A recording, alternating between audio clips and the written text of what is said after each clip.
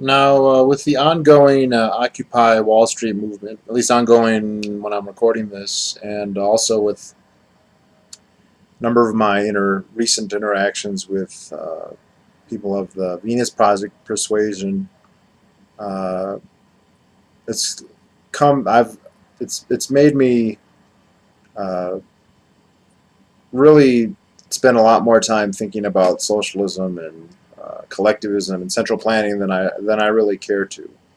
And with regards to the Occupy Wall Street movement, I think it's clear that it's a mixed bag. There's all sorts of people going to it. There's some groups that I might like. There's some groups that I might dislike, but be rather ambivalent towards, or who I think are harmless, or they're just going there to see what's going on, or it's not really clear.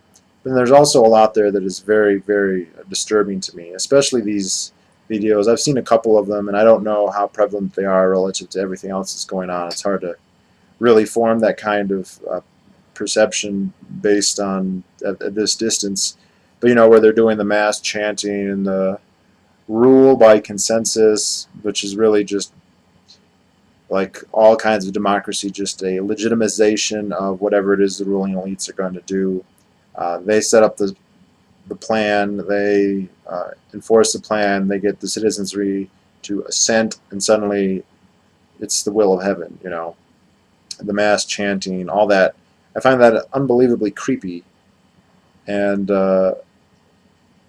it's something that, even though I recognize that very, very pure strain of socialism is rare in the United States, it is so vile and disgusting that I have a hard time not addressing it, even when I realize that in doing so I'm very unlikely to change the minds of any of the people already under its sway, and also buoyed by the realization that in all likelihood they shouldn't be taken that seriously. But my thoughts on this crystallized a little bit when I was watching a new YouTube user I subscribe to, whose name escapes me right now. So if anyone is that curious, ask me and I will find out and point him out to you. But he did a top 10 concerns with the Occupy Wall Street movement. And I really liked his list.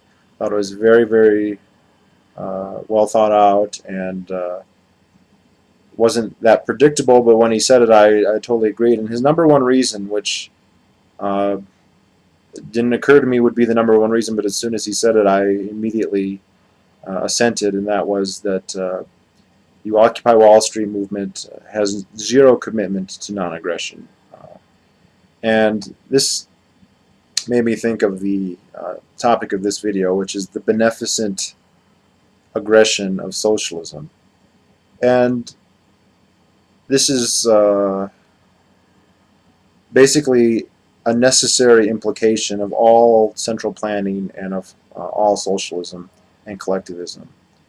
Uh, when you have a system that is predicated on the entire economy, in some cases the entire country, the entire continent, maybe even the entire world, that's predicated on all the resources being organized by one central plan, uh, unless you have unanimity, unless literally every single person agrees with every part of the plan in complete detail, you necessarily are going to have a situation where conflict arises, where there will be disputes among ownership, among any number of other aspects. So, for instance, the Venus Project specifically calls for continent-wide uh, central planning, at least. A Venus Project cannot work if they only have 1,000 acres of land or one small island or a little bit. For that system to even have a theoretical chance of working, at least in terms of pure materialism, it won't work for any number of other reasons, which most of you know, but it needs to have control, not just access, but control of basically every type of resource that there is, every kind of metal, vast amounts of acreage for cultivation, and it can't, it literally could not be created without control over all these resources. So we arrive at a dilemma. Say I'm minding my own business, I have a farm or a house or some kind of homestead, anything. I could be even a totally reclusive, not hurting anybody, and they could come and say, listen, for our plan to work, this land needs to be brought into the cultivation of this or that, or we need to use it for this, we need to build a high-speed rail, or whatever. Unless I agree with their plans, unless there's unanimity, then they are going to have to take it by force. And this is an obvious, conclusion. This is obviously implied. And whenever I talk to Venus Project people, and I don't know why I'm singling them out, because there's innumerable technic societies that are similar in all but the most frivolous detail, let alone socialism and Marxism in general. When I come to this question, a few times, to their credit, they'll say, well, I don't believe in force and violence. I would just try and persuade you to believe in the Venus Project. At which point, I'm happy to part ways. Basically, we can agree on that. However, most of them, a majority, I don't want to say how much, do not say that. They say, no, their ideal society is worth that aggression. And they justify it in one of two ways. The first way is very, very similar to social contract theory and governments in general. Basically, it runs the Venus Project, socialism, Marxism, the state, whatever, is assented to by a majority of some electorate. They'll say the will of the people or the common good, but in reality what that means is at one particular vote, a majority of the people who voted said yes. Or people that they had elected decided to do something. That's a very faulty way to ever arrive at a will of the majority, assuming that such an idea is even a valid concept, which I don't think that it is. And they say, well, since the majority want it, we have a right to take it. Whether it's good for you or not, whether you agree or not, your values, your personality, your personhood don't matter in comparison. You're a minority. Minorities ultimately have no rights. And this, of course, is bad, and it also is something I can't believe that the proponents of these systems don't realize, because maybe in one instance you're going after me, an evil capitalist, in my isolationist cabin, but on the other hand, anybody can be a minority, and the Leviathan, all-knowing technate society could very easily come down and squash you or anybody else for any number of other reasons. And this has happened in socialist societies so much, and planned societies also, post-scarcity societies. Post-scarcity is just another word for starvation, I guess. That they just assume that the social system that they advocate will always be in line with their thinking, which is historically the most unprecedented and ridiculous assumption you could possibly make about a social system, that it will simply, or a state in particular, but even these syndicalist utopias, the idea that it's going to always line up with what you want is silly. So in that regard, they're not very different from any other kind of government social contract theory. The second kind of justification is that it's for your own good, that they're not really doing aggression because even though you think that you're better off in your cabin or in your homestead or working as a wage slave or any number of other things that they might object to, what you really need is to live in some hokey-looking, funny, overly elaborate, totally unworkable apartment complex with curves in an organic city, and the fact that you're being aggressed against is not really aggression. They're actually being philanthropic. They're doing you a favor by attacking you and forcing you to live the way they think that you should. Now, and I can't believe, I mean, this is actually the reaction I've gotten from a lot of Venus Project people when I say, well, what if somebody doesn't want what you offer? And they're just aghast. Like, what do you mean? How could they not? And then, well, that would be in their best interest, so too bad for them.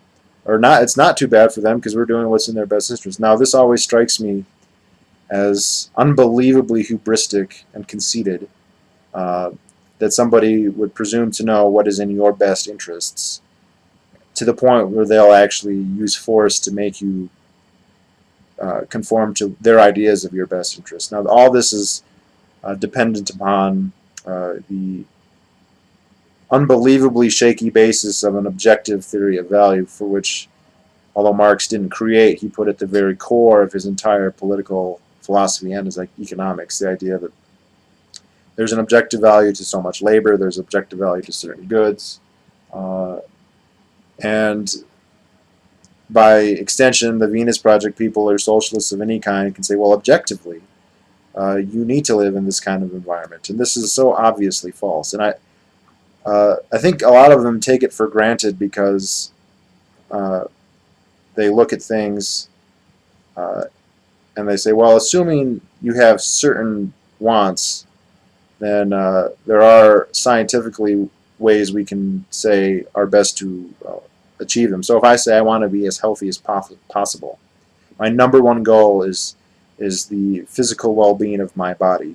Then there are scientific answers to what that would entail: what calories, what you should eat, what kind of exercise regimen, what kind of habitat. Because if you shouldn't be subjecting yourself to bitter cold or superheat or whatever in those circumstances.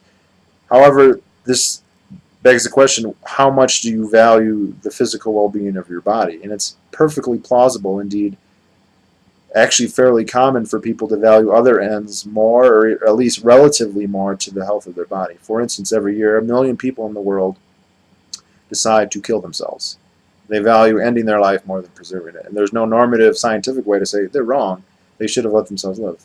Another example would be old people. My grandmother, a couple years ago, she got very old and frail, and she didn't have much to live for. I mean, all her children had grown up, all her grandchildren had grown up. She was basically a drain on everybody else. She had her own money and she was living off of her own resources, but she was basically squandering them to live a life that was very uncomfortable for her. Now her children wanted her to stick around, and so they basically kept her alive on life support, giving her infusions of blood and whatever. But the doctors would say, well, you need to eat this and do this and do this to stay healthier, and she didn't feel like it. And who's to say that she was wrong, that really she should have, gone that extra mile to prolong her life an extra 2 years or whatever. Beyond this, you also have another, I think this extends to everybody, but as a dramatic examples, you have like daredevils, people who do things like free dive to 400 or 500 feet underwater, or bungee jump, or base jump, or ride motorcycles really fast, or play hockey, or go on dangerous hikes out into the wilderness. These people are risking their lives to more or less of a degree because they value something else enough to make that risk, where other people will live in their house like total recluses with antibacterial soap at the ready all the time. And there's no scientific basis for saying, well, the one lifestyle is okay and the other is not. Just like if I could say, well, given the option, I would rather have much less health care and live in a much nicer home, or live in a much smaller home and have much better physical health. There's no way for you socialists to say, oh no, one is better. I mean, I've had them tell me before numerous times, well, everyone should have 1/3 of their income should healthcare and 1/3 for shelter. Come on, people, that's not scientific. And the reason is because every time I ask, I'll get a different percentage. They say needs are objective, but you ask them all what needs are required, you'll get different answers. They'll say food or shelter, but those aren't even things. Those are aggregate conceptions. You don't go to the store and get food. You buy certain items, and so then you ask them, well, do you get a steak every day? Do you get Cocoa Puffs and Twinkies, or do you have to eat some kind of gruel that's been figured by nutritionists to be the ultimate good? They all have different answers, so it should clue you in that it's fairly arbitrary. So among the two, I think that the first group, those who think that, well, the majority voted, they're the most common. The second group I think is less common, but which one is worse? I don't know. I think they're both pretty bad. And